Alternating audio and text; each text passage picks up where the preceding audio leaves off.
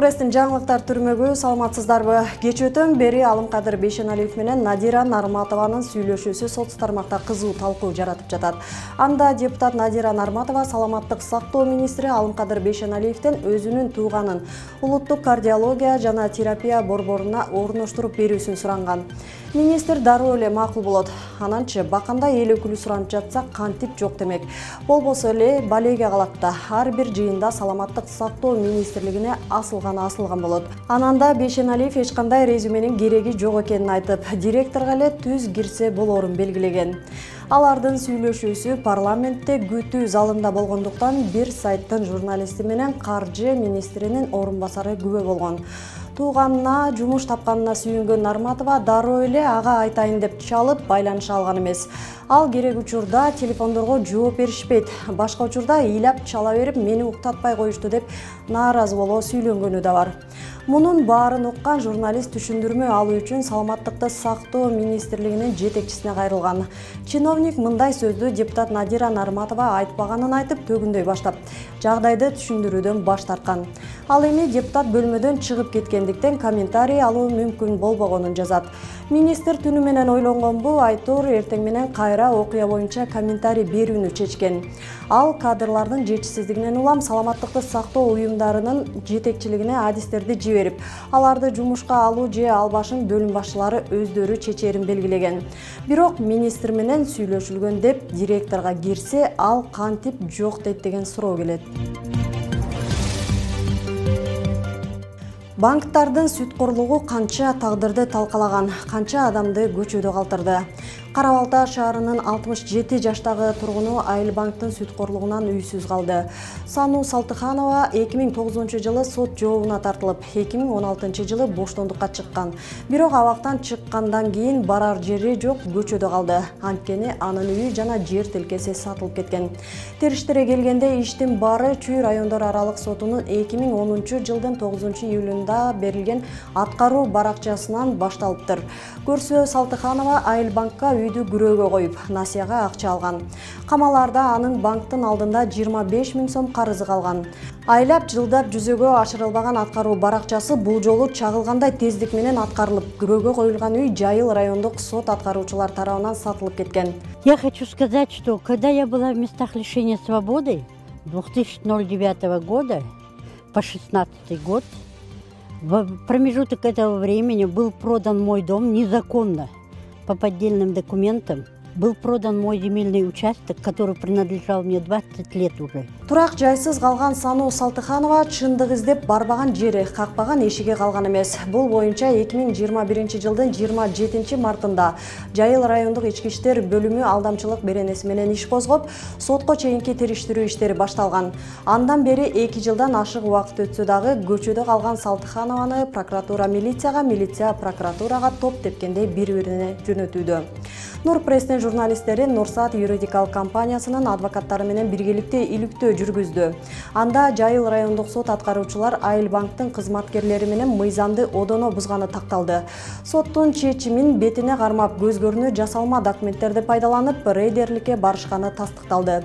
Бул чындык кашкайып көрүнүп турса дагы Жайыл райондук ички иштер бөлүмү көрмөксөн, билмексе мамиле кылууда.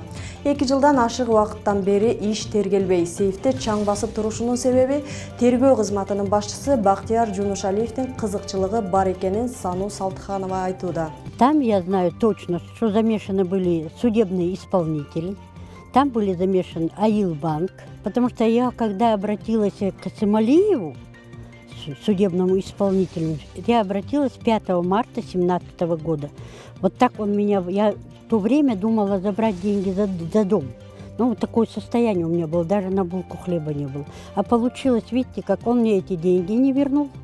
Завтраками меня кормил. В итоге я 19 июля 2017 года получаю свою пенсию по утере кормильца, по утере по старости, и отстала от них, потому что потом меня встретила случайно юрист банка, И говорит, вы что ходите? Я ей объясняла, она сказала, никто не имел права трогать ваш дом. Тергөө жүрбөй токтоп турган иш боюнча Салтыханова башкы прокуратурага да кайрылган. Анын арызы боюнча башкы прокуратура ишти Чүй облустук прокуратурасына, ал жак болсо Жайыл райондук прокуратурага жөнөткөн.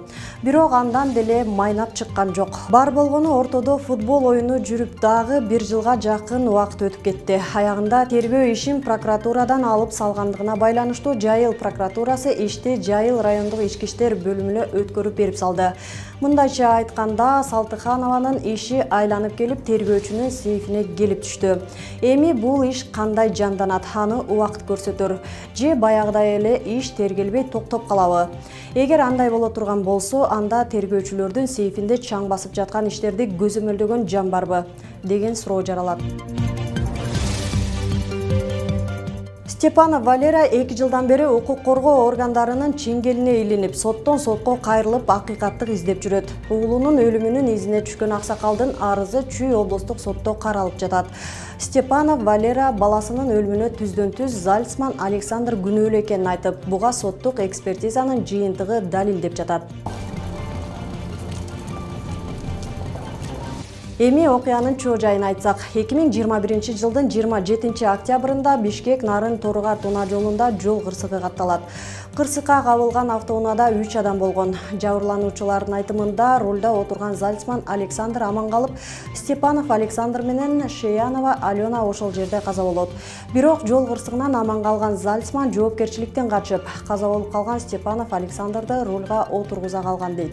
Все эти биоматериалы моего сына, они перекидывают на место водителя, а о том, что биоматериалы именно Зальцмана Александра находятся на подушке безопасности на рулевом колесе, на потолочной подушке безопасности слева, они все это умалчивают. Также умалчивают, что у него 2 ребра сломаны, повреждения грудной клетки есть. Пытаются выгородить его, увести от ответственности. Ну, в общем, с первых дней пошла фальсификация и у следователя, и у самих Зальцманов.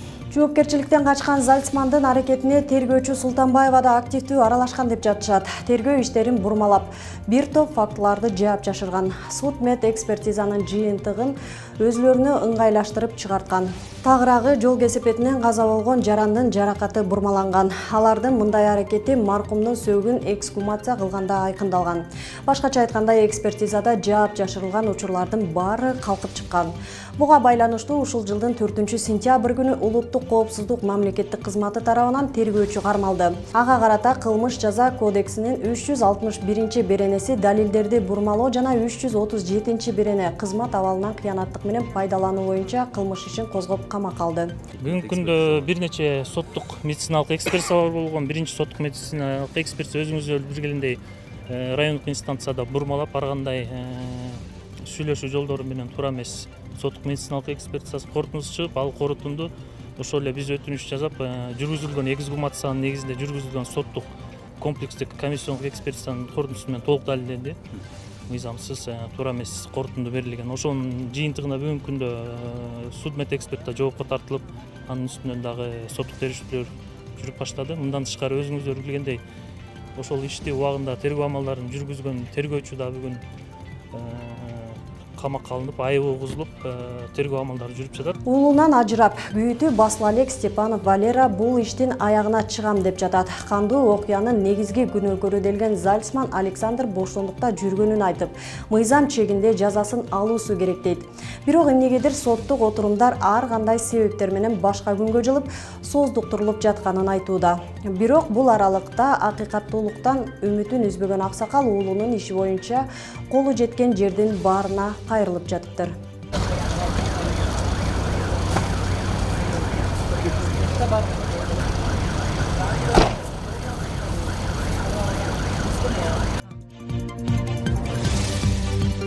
Кыргызстанда нандын баасына 90 күндүк мамлекеттик көзөмөл киргизилди. Эми нанды көрсөтүлгөн баадан кымбат саткандар биринчи эскертүү алат.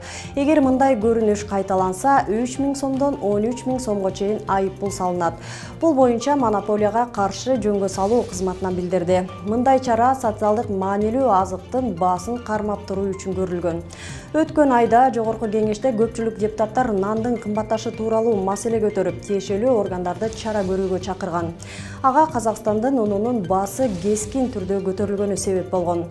Негизи монополияга каршы жөнгө салуу кызматы бир себепти күтүп отурбай азык-түлүктүн баасын алдын ала эле көзөмөлдөп турса болот беле деген суроо жаралат. Айпери Медет кызы Бириккен күрөш уюмунун версиясы боюнча 76 килограммга чейинки салмак категориясында дүйнөлүк рейтингде биринчи орунду ээледи. Бул тууралуу күрөш дүйнөсүнүн расмий сайтында маалымдалды. Кыргыз балбан кыздын эсебинде 82600 упай бар. Белгилей кетсек, жаңыланган рейтингде Медет кызы Сербияда өткөн турнирдин финалында утулуп калган. Азыркы дүйнөнүн чемпиону япониялык Юка Кагамини ашып өткөн. Мындан тышкары Айсулуу Тыныбекова, Акчол Махмудов жана Жоламан Шаршембеков да дүйнөлүк рейтингде биринчи орунда. Нурпресстин жаңылыктарын YouTube, Instagram, Telegram, Facebook'tan көрө аласыздар. Нурпресс чындыктын изи менен.